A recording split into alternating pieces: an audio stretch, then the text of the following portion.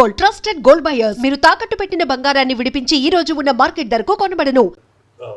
Most of them మీరు చూపించిన విజువల్స్లో most of them is outdoor. So outdoor ఉండటం వల్ల సెట్స్ లేవనుకుంటున్నారు. ప్రాబ్లీ అది కూడా అవ్వచ్చు. సి యాజ్ లాంగ్ యాజ్ నేను కథ చెప్పేటప్పుడు జీవి మీకు కానీ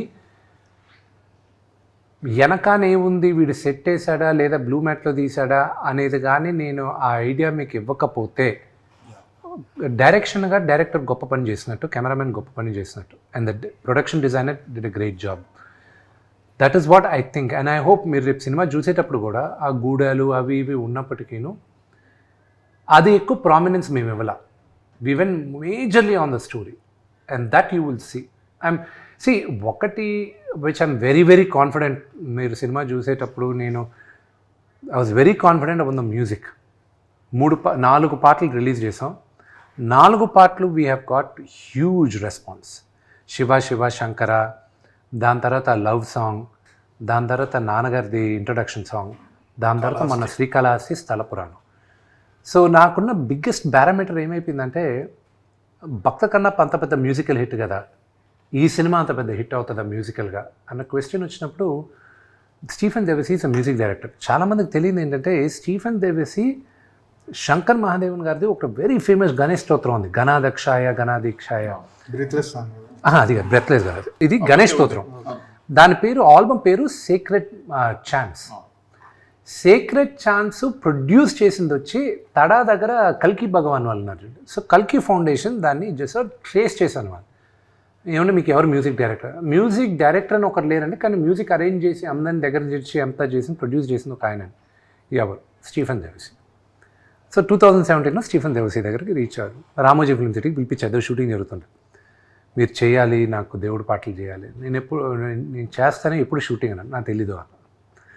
I said I don't know, but నువ్వే చేయాలి నాకు మ్యూజిక్ డైరెక్టర్గా, బికాజ్ ఆ సౌండింగ్ కొత్తగా కావాలి. ఎందుకంటే ఇప్పుడు ఈరోజు నేను థియేటర్లకి సినిమాలు చేసేది అండర్ 30 yearsకి, 30 years అబవ్ వాళ్ళకి మనం థియేటర్ గోవర్స్ కాదు, ఉన్నారు బట్ మేబీ 10-15%. ఫస్ట్ వీక్ వెళ్ళే సినిమా అత్యద్భుతంగా బ్రహ్మాండంగా ఉందంటే మీకు నెక్స్ట్ వీక్ వస్తారు. So I wanted to create a music which would resonate with ఈ జనరేషన్కి రెజనేట్ అయ్యే మ్యూజిక్ నేను. So he did a great job. అదే కాకుండా ప్రభాస్ ఇంట్రో, మోహన్ లాల్ గారి ఇంట్రో, దాని తర్వాత దెన్ ఆల్ క్లాంగ్స్ 5 tribes సాంగ్ ఉంది. అన్ని 5 గూడాలు ఒక దగ్గరకు వచ్చే పాట ఒకటి ఉంది.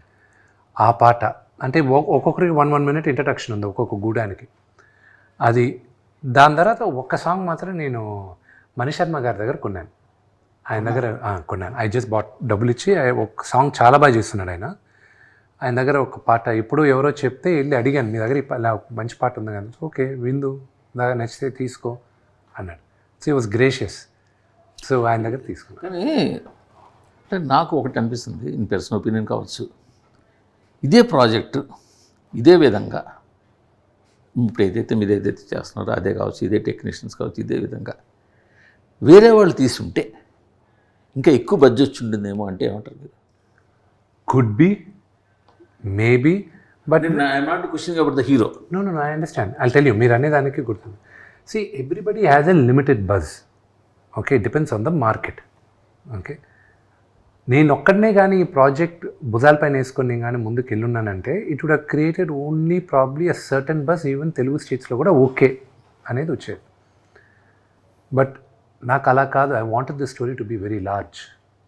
I want explain my question. ఎందుకు తెలుగు స్టేట్స్లో ఉన్న